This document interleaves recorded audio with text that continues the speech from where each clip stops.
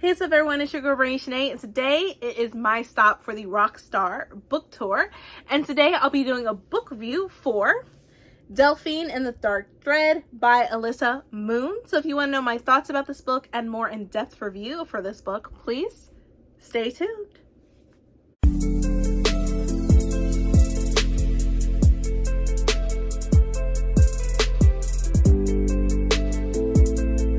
I am back, and also if you're new to my channel, welcome. If not, welcome back. So like I said before, I'll be sharing a book review for Delphine and the Dark Thread by Alyssa Moon. This is a second book in a series. The first book is Delphine and the Silver Needle, which is right here, and then we also have our author, which is right here as well. So with the first book, we get into more information, or get into I would say, to know more about Delphine and the Silver Needle. And so with this world is within Cinderella itself. So you'll have scenes or snippets of scenes where in the movie you have Cinderella and the carriage, stuff like that. So that's all in the background when we're still talking about, or we're still in the story of Delphine in general, but they'll have snippets of how those scenes of Cinderella is in the book in general. But this is the land of Cinderella, which is called Peltenor. The Kingdom of Peltenor, which in the book, it has a map in the first book and in the second book in the series right here. Just to give you a little update with the first book, we're introduced to Delphine. She is a great seamstress, and so she was invited to create a dress for the mouse princess. And so as she does this, she tramples upon a place in the city, or excuse me, in the kingdom or castle, excuse me, itself, and that's when her needle starts to do something really weird, and it becomes silver, and then her whiskers end up becoming silver too. And then she starts to realize that whoever her ancestors were, they were considered the threaded, and they had 12 needles, and hers is amongst one of them out of the 12. And she has her friend Alexander who works in the palace as well. And so she starts to get more information about, you know, the needle and the threaded, about her background. She doesn't know anything about her ancestors. She just knows stuff about the threaded. And as her needle had done that thing, you know, had done something magical, that's when you had King Midnight, who is a rat. Now, in this world with the mice and the rats, they are enemies. They're not, you know, they are just, they have their treaties and stuff. You stay on this side of the bridge, we stay on this side of the bridge. They do not like each other whatsoever. They cannot coexist.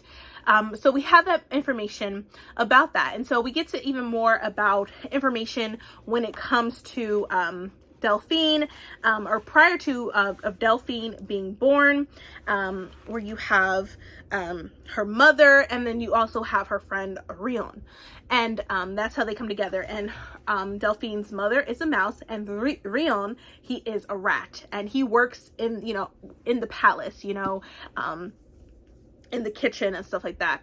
And that's how they meet and they become friends.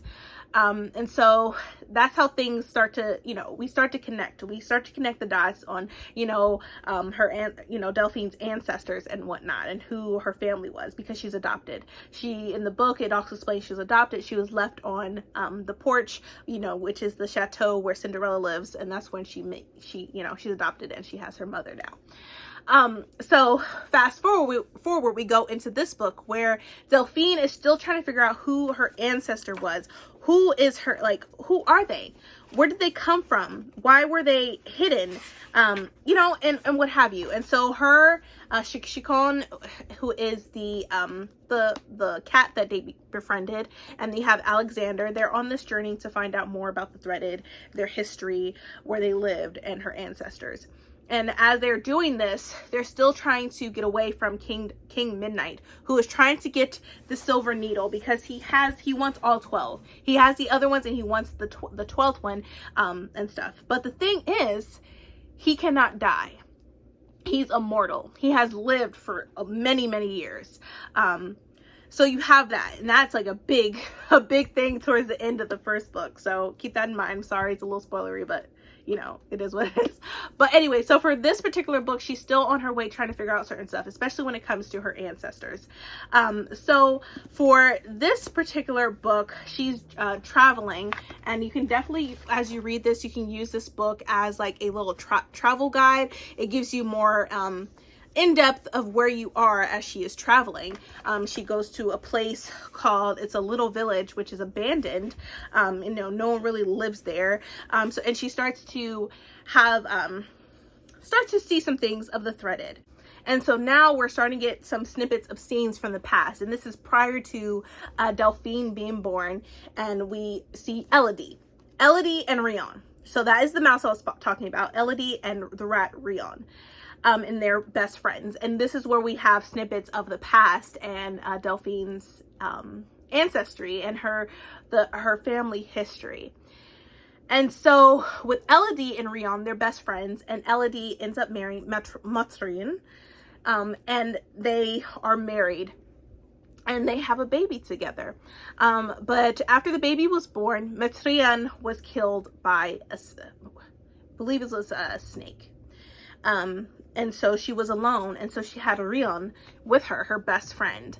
But something happened to him, and she could not bear not having him in her life. She already lost her husband. She did not want to lose her best friend in the process. So she does something that in the rules of her magic, because she is part of the threaded, where you are not allowed to heal somebody. You're not allowed to bring somebody back from the dead. That is one rule you cannot do. And so she went against the grain and did what she had to do, not realize the repercussions of the decision that she made. And things just went completely wrong, but she was desperate to save her best friend. And so that's where we leave off. And then you have these assumptions, especially as a reader, you have the assumptions of like, okay, she had the baby. Is so-and-so the baby? Like you want to put two and two together, the math is going to be mathin', right? But we get to more in-depth information, especially with King Midnight. Like with King Midnight, we didn't know anything about his origins. We didn't know nothing. He just came up, this crazy evil crazy evil rat called King Midnight. And in this moment, as they are traveling, they are also they're being searched because King Midnight wants that needle. And as they're doing this, they're also invading different mouse cities and everything, killing them, anyone that steps in their way. And so Delphine had enough. She had enough. And then she has an epiphany, and she starts to see something, and then eventually when she has this epiphany, she sees her mom, and her mom breaks down everything that had happened in the past, what is affecting her world, affecting her now today. And that was very heartwarming. That touched my heart, just having her see her mother and wanting to, like, having her, like, all she wanted to know was her history, her ancestors, and she was able to do that.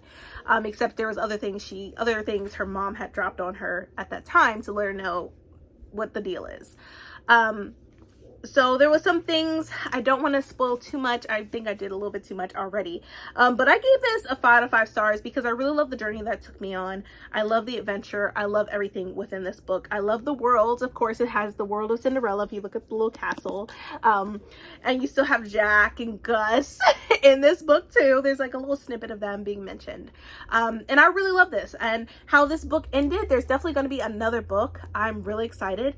But just even like the cover overall, like you have book 1 right here and here, and the covers are just stunning and beautiful.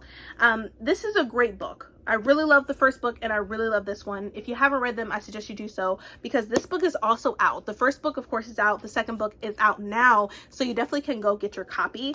But I loved everything about this book. Like, even if I read the synopsis, it says, to unravel the legend, continue the quest. Fresh off the heels of King Midnight's rat army invasion at the Winterberry Ball, Delphine, Alexander, and Cornicone are on the run, making their way through the far reaches of Peltonor. Unlikely allies pop up at every turn, but so do new enemies. While evading the rats hot on their tail, the trio uncovers new clues about the legendary threaded tailor mice, including surprising discoveries about Delphine's magical needle.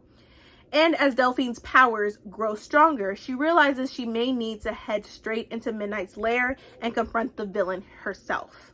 Will Delphine solve the mystery of the threaded and save the kingdom from the nefarious Rat King before it's too late? This sequel to Delphine and the Silver Needle delivers action, adventure, and magic in the most unexpected places. And that synopsis right there is exactly that. It's very unexpected, but it makes you want to know more. It makes you like, okay, where is she going now? Like, is she gonna know about her ancestors here or here? Like, what it is, there's just big reveals in book 1 and in book 2. I'm looking forward to the third book, because I have a feeling how it ended, it made me feel like there's gonna be a third book. So fingers crossed for a third book, because I definitely want to continue with this series. It's so cute. It's a middle grade, of course, and I just love it. So exciting, and just very memorable. Very memorable experience that I had reading book 1 and book 2. But yeah, definitely, if you haven't picked up the series, I suggest you do so, because you're missing out. But that is it. That is my book review for Delphine and the Dark Thread by Alyssa Moon. I really hope you enjoyed this book review, and I hope you read this. So thank you so much for watching, everyone. See ya!